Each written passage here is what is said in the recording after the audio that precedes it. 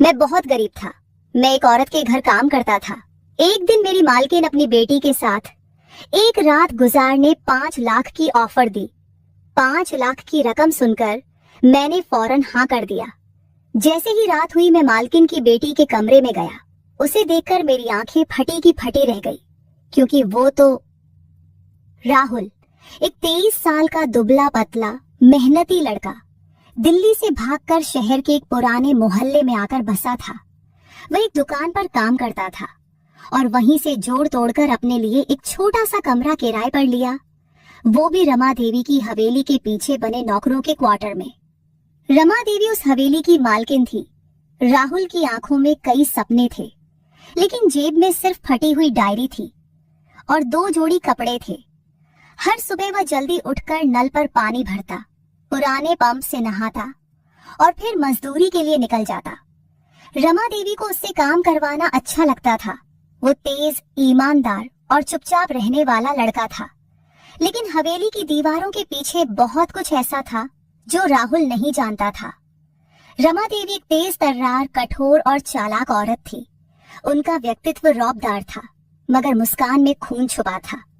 वो अपने पति की मौत के बाद अकेली रह गई थी। उनका एक बेटा था जो दुर्घटना में मर गया था, और एक बेटी रिया, जो उनकी सौतेली संतान थी। रिया ज्यादा बोलती नहीं थी। सफेद सूती सूट, सिर पर दुपट्टा और हमेशा किताबों में खोई रहती थी। वो घर में कैद सी थी। हवेली के ऊपरी हिस्से में उसका कमरा था, जहां न तो कोई आता, न ही उसे बाहर जाने दिया जाता। रमा देवी का व्यवहार रिया से बेहद सख्त था। वो उसे नौकरों की तरह काम करवाती, डांटती और हर वक्त अपमानित करती रहती। एक दिन राहुल ने गलती से रिया को रोते हुए देखा, आंखों से बहते आंसू और होठों पर सिसकियां। उस दिन पहली बार राहुल के मन में रिया को लेकर कुछ जागा दया, करुणा और शायद कुछ और भी। एक रात जब सब सो रहे थे, राहुल को हवेली के अंदर बुलाया गया। वो डरते डरते अंदर गया। वहां अंधेरा था, सिर्फ एक लालटेन जल रही थी। सामने रमा देवी बैठी थी, हाथ में शराब का गिलास, होठों पर मुस्कान लिए रमा देवी ने कहा, बैठो। राहुल बैठ गया। रमा देवी बोली, तुम गरीब हो, तुम्हारे पास ना घर है न जमीन। अगर मैं कहूँ कि एक ही रात में 5 लाख रुपए मिल सकते हैं तो क्या करोगे? राहुल चौंका, बोला, कैसे मैडम? रमा देवी बोली, तुम रिया के साथ आज रात बिताओ, उसके कमरे में चले जाओ, मैं दरवाजा खुला छोड़ दूंगी, बस सुबह तक वहां रहो। राहुल को लगा कोई सपना देख रहा है, लेकिन आगे की बात ने उसकी रूह कपा दी। वो लड़की मेरी सौतेली बेटी है, सारी प्रॉपर्टी उसी के नाम है। अगर वो बदनाम हो जाए तो मैं उसे पागलखाने भेज दूंगी और सब कुछ मेरा। राहुल के हाथ पैर ठंडे हो गए। उसने धीरे से पूछा, अगर मैं मना कर दूं तो? रमा देवी का चेहरा गुस्से से लाल हो गया। बोली, तो तुम अगले महीने का किराया नहीं भर पाओगे और हो सकता है दुकान से भी निकाल दिए जाओ। यह सीधा ब्लैकमेल था। राहुल ने कुछ नहीं कहा, बस सिर झुका लिया और वहां से निकल गया। उस रात राहुल सो नहीं पाया।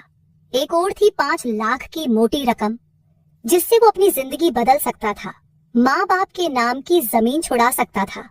और दूसरी ओर थी एक मासूम लड़की की इज्जत, जो उसकी नजरों में कभी नजरें उठाकर भी नहीं देखती थी। सुबह होने से पहले उसने निर्णय ले लिया। अगली शाम को वह रिया के कमरे की ओर बढ़ा, लेकिन गलत इरादे से नहीं।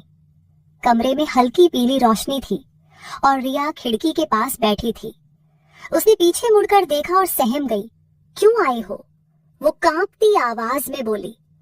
राहुल ने धीरे से कहा, डरो मत, मैं तुम्हें कुछ नहीं करने आया, बल्कि तुम्हें एक बात बताने आया हूँ। उसने सारी बात रिया को बता दी। रमा देवी का सौदा। रिया के चेहरे पर जैसे सदियों से रुका तूफान फूट पड़ा। उसने फूट फूट कर रोना शुरू कर दिया। मुझे लगा था मैं पागल नहीं हूँ, पर सब मुझे पागल साबित करना चाहते हैं।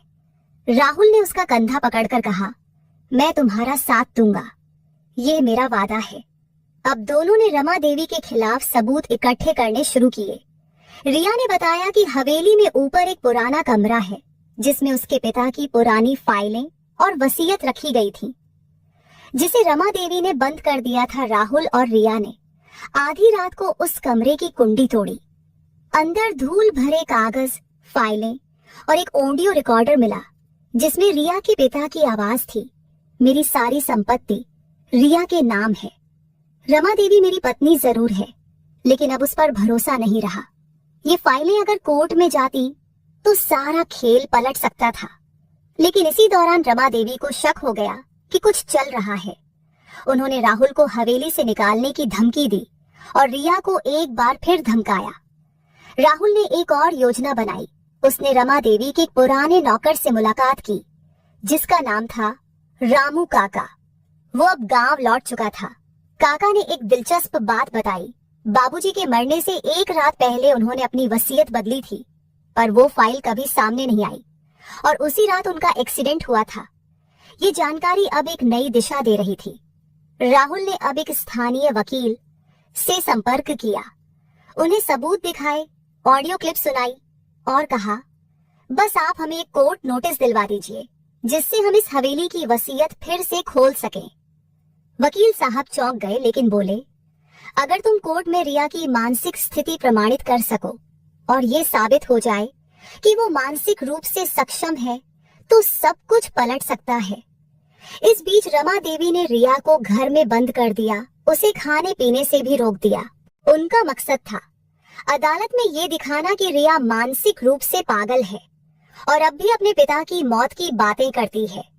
लेकिन राहुल ने पुलिस में शिकायत दर्ज कराई, मेडिकल चेकअप की अर्जी दी और कोर्ट के आदेश पर रिया को बाहर निकाला गया। अदालत में जांच बैठाई गई। रिया का मेडिकल चेकअप हुआ जिसमें साफ था कि वो मानसिक रूप से बिल्कुल स्वस्थ है।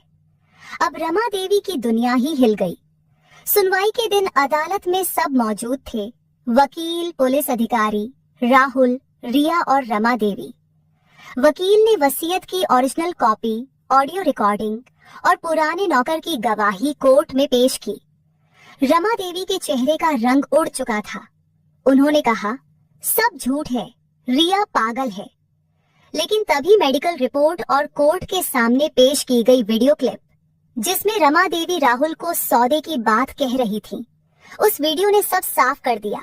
न्यायाधीश ने गुस्से में कहा, यह मामला सिर्फ प्रॉपर्टी हथियाने का नहीं, एक मासूम लड़की की जिंदगी से खिलवाड़ का है। रमा देवी, आप पर साजिश, मानसिक प्रताड़ना और धोखाधड़ी का केस बनता है। कोर्ट ने आदेश दिया, हवेली और सारी संपत्ति रिया के नाम वापस की जाए। रमा देवी को 3 साल की कारावास की सजा दी जाए और राहुल को अदालत ने सच का साथी कहते हुए प्रशंसा प्रमाण पत्र और सुरक्षा दी। कुछ महीनों बाद हवेली के अंदर सब बदल चुका था। पहले जहां डर था, अब वहां हंसी थी। रिया अब खुले आसमान के नीचे चलती थी, कॉलेज जाती थी, गिटार बजाती थी। राहुल अब उसी हवेली में लाइब्रेरी और कम्युनिटी स्कूल चला रहा था। एक सुबह राहुल ने रिया से कहा, सिया, तुम्हारी आंखों में अब आंसू नहीं है, अब वहां रोशनी है। रिया मुस्कुरा दी और बोली, क्योंकि कोई है जो हर बार मेरा साथ देता है। राहुल ने उसकी ओर हाथ बढ़ाया, अगर कहो तो ये साथ जिंदगी भर का हो जाए। रिया ने बिना कुछ कहे हाथ थाम लिया। एक रात का सौदा अब एक जिंदगी का साथ बन चुका था।